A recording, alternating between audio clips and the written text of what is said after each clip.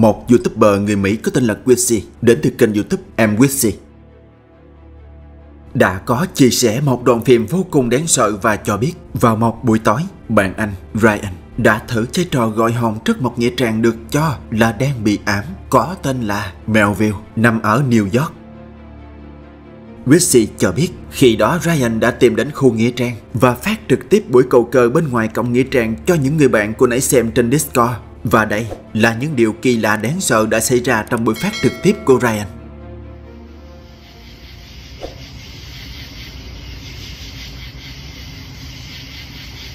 Bro, that shit's moving. Yo, oh my god, we're cooked. Why is it going to no? It said no. It said no. You're like, yo, the camera's moving. Yo, bro, the camera's moving. Bro, I'm leaving, bro. Yo, I'm leaving. Was it you that moved the camera?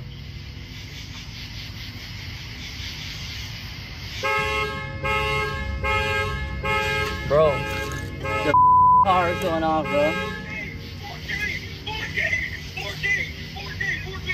4K.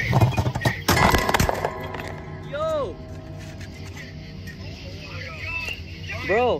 Lúc bấy giờ Ryan đã mất bình tĩnh trước những gì đang xảy ra trước mắt. Chiếc camera của anh ta đã tự di chuyển. Và sau khi cố gắng lấy lại bình tĩnh, Ryan điều chỉnh lại camera và tiếp tục buổi phát trực tiếp của mình.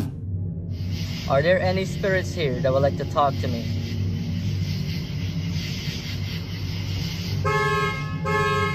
Bro, I didn't even ask it.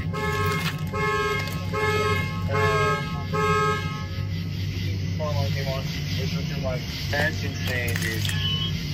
I didn't even ask you. Was that you that just turned on the alarm? Jump on that, okay?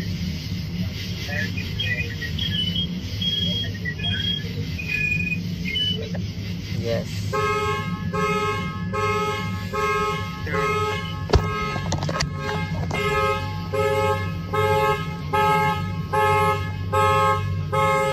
Bro.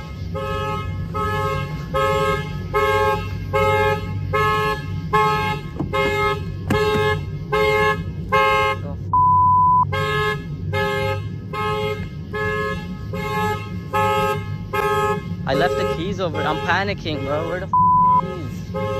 Một lần nữa Ryan đã sợ bởi những gì đang xảy ra. Anh không thể hiểu được đã có thứ gì đó tác động đến xe anh khiến cho nó kêu ầm ĩ lên như vậy. Và cũng trong lúc đó, những người bạn trên sóng đã cằn nhắc Ryan anh nên nói lời tạm biệt trước khi bỏ tay ra con cờ như thế. Đó là một hành động có thể để lại hậu quả khôn lường. Và khi Ryan quay trở lại bàn cầu cơ, điều này xảy ra. Bro.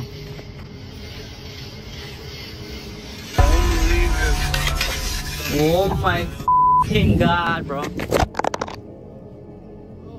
The board went in. Get the phone, get your phone. Get out there, bro. Oh my god, I saw that. We got down here. I'm leaving, bro. Yo, get the fuck out of here. Get the fuck out of here right now. I'm leaving. Get the fuck out. Get the fuck out. Khi anh ta bước đến gần, đột nhiên cái bán cầu cơ đã tự di chuyển vào bên trong khu nghĩa trang như vậy. Quá kinh sợ, Ryan đã quyết định rời đi. Nhưng một lần nữa, những người bạn đã khuyên anh trở lại để thực hiện bước cuối cùng. Đó là nói lời tạm biệt. Và khi Ryan lấy hết bình tĩnh quay lại, anh ta đã nhìn thấy điều không thể tưởng tượng này. Look at the stream. Oh my god, bro. There's a big fire in there. There's a fire? There's a fire. Get out of there, run. Yo, get out there. I'm not gonna get out of there. Get out. Bro, what is burning though? Mặc dù nhìn thấy một ngọn lửa đèn cháy trên đường bên trong khu nghĩa trang và những lời khuyên từ bạn bè của anh ấy, nhưng Ryan vẫn quyết định nhảy qua hàng rào để thực hiện bước cuối cùng, bởi anh ấy bắt đầu có cảm giác không hay về trò chơi ngu ngốc này. I'm jumping. No, it's not.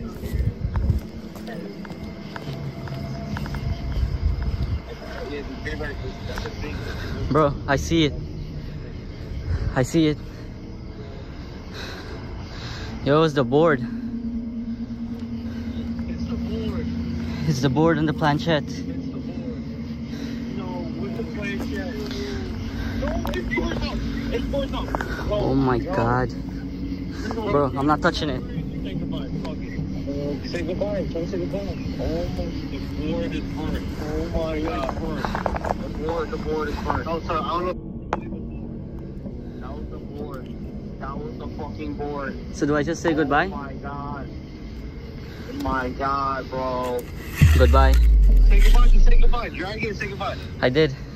Sau khi thực hiện bước cuối cùng, Ryan đã rời khỏi khu nghĩa trang lạnh lẽo đó. Và sau những gì đã xảy ra trong đêm hôm ấy, đến tận bây giờ, không biết có điều gì không hay xảy ra với anh ta hay không. Nếu bạn tò mò, bạn có thể tìm đến trang YouTube Em Witzy để xem chi tiết hơn nha.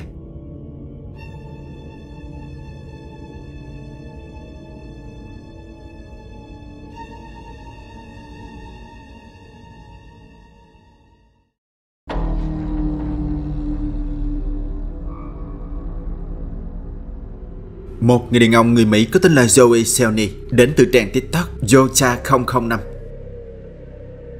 đã có chia sẻ những đoạn phim đáng sợ và cho biết kể từ khi dọn vào ngôi nhà mới, gia đình anh đã trải qua những điều kỳ lạ không thể giải thích. Những món đồ trong nhà dường như đang tự di chuyển theo đúng nghĩa đen. Đáng lo ngại nhất, những sự kiện ma quái đó đang xảy ra bên trong phòng riêng của con trai Joey. Không thể tìm ra nguyên nhân vì sao những món đồ chơi của con trai anh lại có thể tự khởi động được rất kỳ lạ. Và gần đây nhất, những cánh cửa ra vào thường xuyên bị tác động bởi một thứ gì đó vô hình, vô cùng quái dị.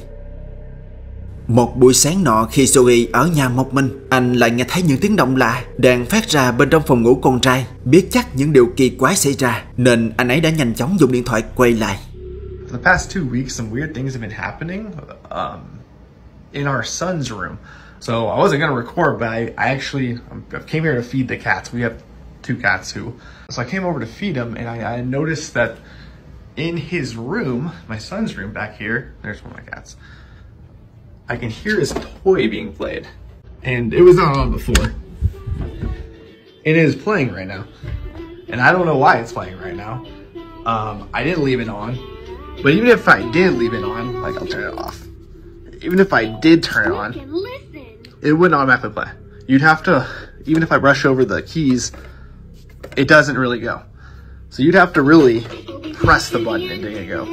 And it was not on, and it turned on, and I could hear it. And that's why I started recording. And now that I'm looking around, I've like there's stuff knocked over. There's plants knocked over. There's fake plants knocked over. There's books on the ground. The wipes are on the floor. I don't know what is going on. And there is no one here. I am here by myself. There's nothing here. Did you see that? Am I insane? Am I insane? Someone just walked by the window, and I will go out there and show you that no one is here. This door is locked. This is the door you're just looking at. This door is locked. There's nothing out here. Nothing out here. There's a closet door. This is also locked. I don't think we've ever opened that door. It's always been locked. Just the weirdest things are happening. Weirdest things are happening. Lúc bấy giờ món đồ chơi của con trai Joey đã tự động mở lên như thế. Và theo như những gì Joey đã giải thích về cách hoạt động của món đồ chơi đó, thật sự những gì đang xảy ra trước mắt anh ta rất khó để giải thích. Nhưng điều đó không ma quái bằng sự xuất hiện sau cửa sổ này. Rõ ràng đã có một thứ gì đó lướt qua khung cửa ở ban công. Nhưng khi Joey đi kiểm tra lại không phát hiện ra gì cả. Và nhắc là trên ban công không có chỗ trốn.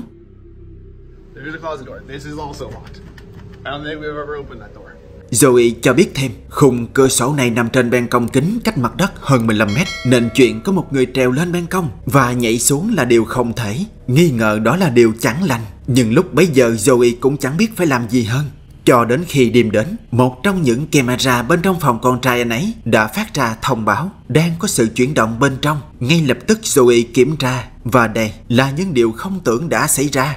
If you look really closely, the rocking chair starts to move. It's in the corner.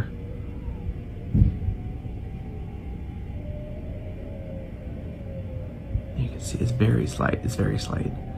But you can see the shadow kind of moving. It's rocking on its own. There's no one there. Everyone is at my mom's house right now. Everyone's at my mom's house. And then the wipes fly off the dresser. And then the hamper. Our baby's hamper falls over. Like, what is going on? No one's there. What is happening?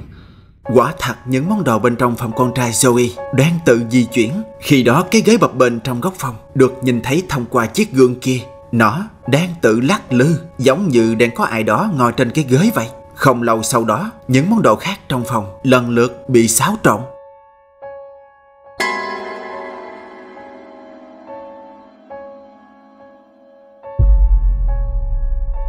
Sau những gì đã xảy ra, Zoe nói rằng gia đình anh đã lên kế hoạch dọn ra khỏi ngôi nhà đáng sợ này.